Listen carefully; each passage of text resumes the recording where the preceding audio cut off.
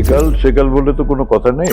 কথা হলো চলচ্চিত্র শিল্প যেখানে শুরু হয়েছিল আমাদের বাংলাদেশে বিশেষ করে, সেই সময়টাতে ছিল এটা একটা পারিবারিক বিনোদন এবং সবচাইতে বড় বিনোদন।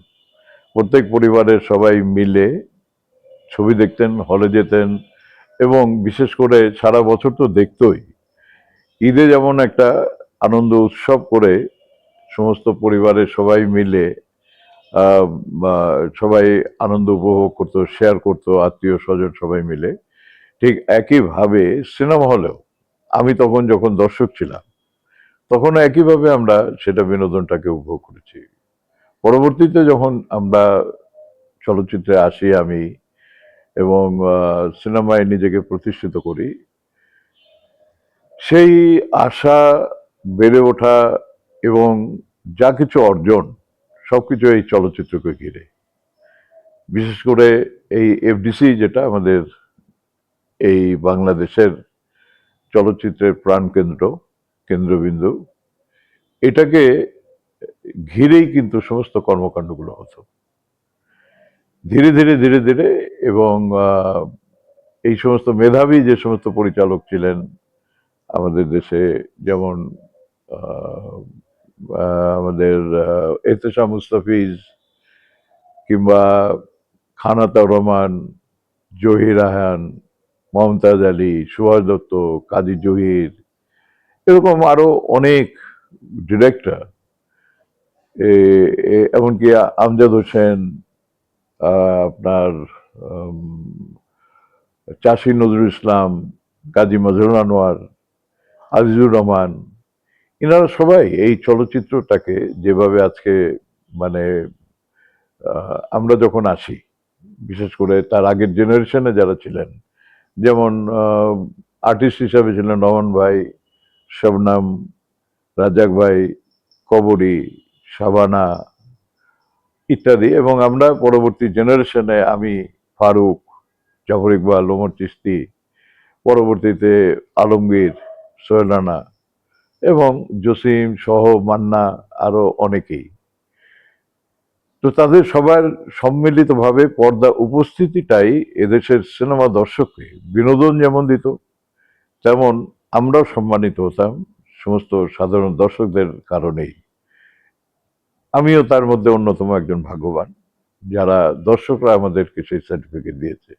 আমার যদিও ঢাকা বিশ্ববিদ্যালয়ের একটা সার্টিফিকেট আছে, আমি ঢাকা বিশ্ববিদ্যালয় থেকে আমি পাশ করেছি। আমি এস এ মলের রেসিডেন্ট ছাত্র ছিলাম, সেখানে নাটকে অংশগ্রহণ করেছি। টিএসসিতে ঢাকা ইউনিভার্সিটির আমি নাটক করেছি, রেডিওতে করেছি, টেলিভিশনে করেছি। তারপরে আমি এই মঞ্চ থেকে চলচ্চিত্রে আসি।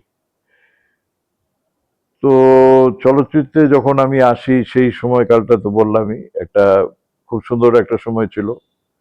পরবর্তীতে আশির দশকে, নব্বইয়ের দশকে এই চলচ্চিত্রের সবচাইতে বুমিং পিরিয়ড সব দিক দিয়ে।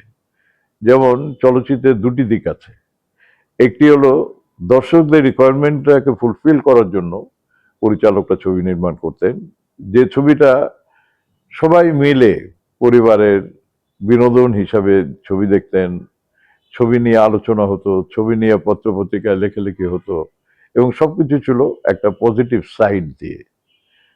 আর একটা দিক ছিল যে যারা সৃজনশীল কাজ করতেন যে সমস্ত পরিচালকরা, যেমন ধরে নেওয়া যায় এই উপমহাদেশের বাংলা ছবির সবচাইতে যারা গুণী হিসাবে চিহ্নিত, যেমন সত্যজিৎ রায়, মৃণাল সেন, রাজেন তরফদার কিংবা আরো অনেক পরিচালক, তারা নিজেদের চিন্তা চেতনাকে চলচ্চিত্রে কিংবা কোনো উপন্যাসকে অবলম্বন করে তারা ছবি নির্মাণ করতেন।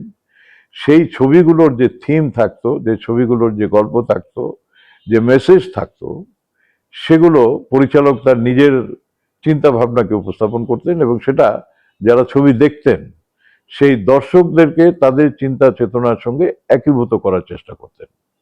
সুতরাং এই যে দুই ধারার যে চলচ্চিত্র, সেই দুই ধারার চলচ্চিত্র উপস্থিত ছিল। পরবর্তীতে যে কোনো কারণেই চলচ্চিত্রের একটা আহ, এই কালো অধ্যায় শুরু হয়, যেটাকে আমরা বলি যে অশ্লীলতা কিংবা গল্পবিহীন, যে কোনো লোক পরিচালক হয়ে যাচ্ছেন, যে কোনো লোক অভিনেতা অভিনেত্রী হয়ে যাচ্ছেন, যে কোনো লোক ছবি প্রযোজনা করছেন, ধীরে ধীরে ধীরে ধীরে আমাদের সেই অবক্ষয়টা শুরু হয়।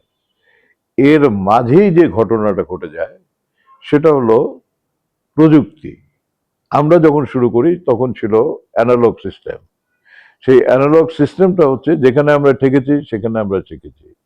আমাদের এই চলচ্চিত্র ইন্ডাস্ট্রি, যারা পরিচালক ছিলেন, যারা আহ, কলাকুশলী ছিলেন, যারা মিউজিক ডিরেক্টর ছিলেন, যারা এডিটর ছিলেন, ক্যামেরাম্যান ছিলেন, তারা কিন্তু কেউ কোনো ওই চলচ্চিত্রের উপরে লেখাপড়া করে তারা হননি। তারা এক্সপেরিমেন্ট করার মতো রিসার্চ অ্যান্ড ডেভেলপমেন্ট সেল যেরকম থাকে সেরকম একটা কাজ করে গেছেন। তারপর সেই কাজটা যদি ভুল হয়ে থাকে সেটাকে শুধরানোর চেষ্টা করেছেন নিজেরাই, চিন্তা ভাবনা করে করে অন্যের কাছ থেকে পরামর্শ নিয়ে। এখন যে যুগটা সেটা হলো প্রযুক্তির যুগ। সিনেমার মেকিং থেকে শুরু করে সিনেমার উপস্থাপনা, সিনেমার দেখার যে ব্যবস্থা, এর সব কিছুর একটা আমূল পরিবর্তন হয়ে গেছে। সেই পরিবর্তন, প্রযুক্তির পরিবর্তন, এবং আমরা যেখানে শুরু করেছিলাম সেই ট্রানজিশন পিরিয়ডটাকে একটা শূন্যতায় রূপান্তরিত হয়।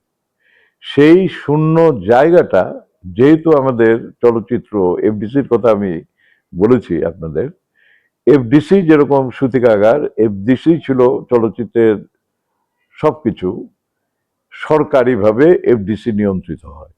সুতরাং ইনডাইরেক্টলি আমরা বলতে পারি যে চলচ্চিত্র হচ্ছে সরকারের নিয়ন্ত্রণে। সরকার এই সুযোগ সুবিধাগুলো তৈরি করে দিয়েছেন।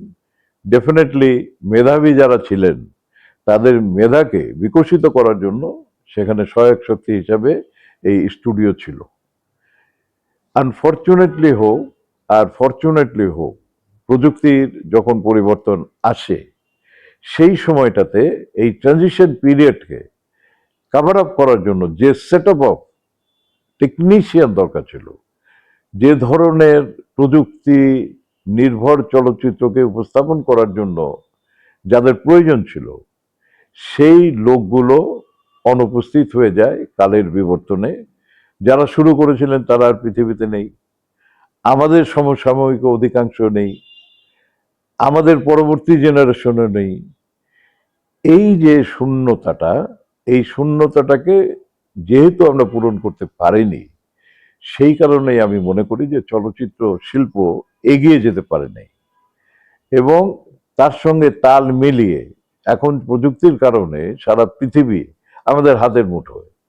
তো আমরা যদি সেই জিনিসটা বিশ্লেষণ করে দেখি, তাহলে পরে তার সঙ্গে সঙ্গতিপূর্ণ আমাদের এখন মেধা যারা আছে, মেধাবী যারা আছেন, তাদেরকে যদি বিকশিত করতে হয়, তাহলে সেই লোকগুলোকে আমাদের একটা সুন্দর রাস্তা দেখায় দিতে হবে, একটা পরিস্থিতি তৈরি করতে হবে যে জায়গায় তারা এসে তাদের সেই মেধাকে ব্যবহার করে চলচ্চিত্র শিল্প এগিয়ে নিয়ে যাওয়ার জন্য করতে পারেন। তারা পরিচালক হতে পারেন, লেখক হতে পারেন, মিউজিক ডিরেক্টর হতে পারেন, টেকনিশিয়ান, ক্যামেরাম্যান হতে পারেন, এডিটর হতে পারেন, শিল্পী হতে পারেন।